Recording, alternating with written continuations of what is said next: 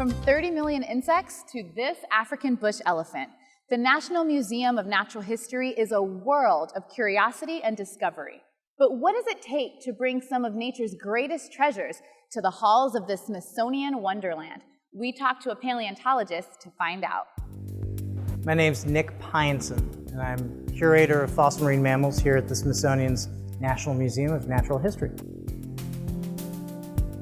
What happened in Chile was we were in the right place at the right time. So we were already there looking around, and it turned out that one site that we knew of that already had whale bones popping out at the road cut, a few bits of bone here and there, had been exposed by road construction that expanded that road cut about 20 meters into the side, and in doing so revealed skeleton after skeleton of fossil whale. The size of the bones is larger in some cases than a single person. So how you move it around and how you study it, how you collect it, those are all big challenges. The challenge is magnified when you have dozens of skeletons. This is the mold of one of 40 whale fossils discovered by Nick and his team in northern Chile. How did they recreate it? 3D technology.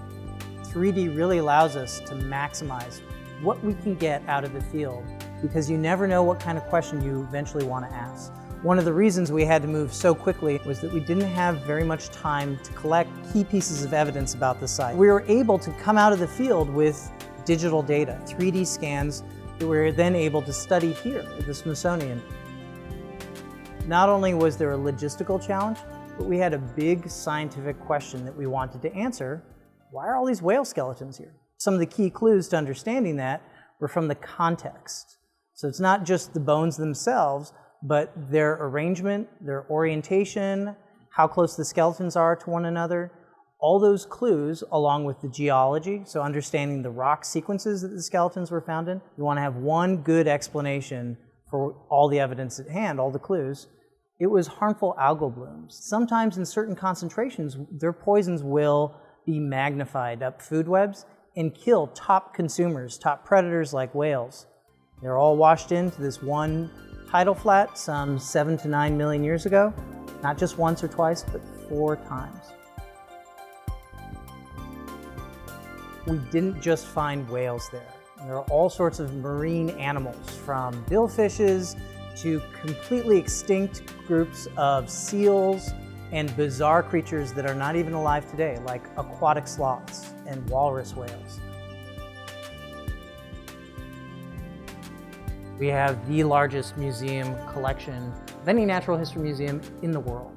There are some 127 million specimens in this entire museum complex. So 127 million specimens. So, and what happens in this room? So in this area in particular, we have some 40 million vertebrate fossils. Those are fossils belonging to backboned animals that include dinosaurs, mammals, birds, reptiles, all extinct, all represented by fossils. 250 million years of evolution is captured right there.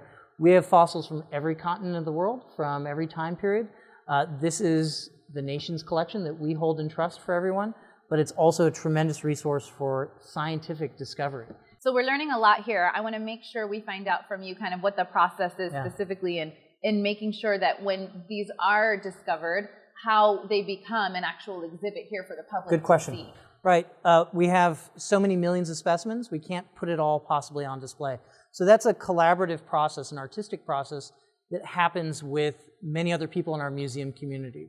And we decide together, collectively, what's the best narrative? What story do we want to tell that's grounded in fact and things that we know about in the natural world? And the messages can be very different. Maybe you want to tell a message about climate change.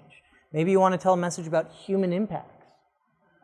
Those can all be told from a variety of different specimens, and so that's a storytelling challenge, right? That's really interesting. Yeah. So it's not so much, here's the discovery, now put it out on the museum floor. It's what story do we want to tell? Yeah, absolutely. And then you can go into the vault and pull the different specimens that tell that story. Absolutely. The two big messages I always hope people can take away from looking at fossils are, one, the Earth is very, very old. Not just kind of old, but so old we really can't wrap our mind around it.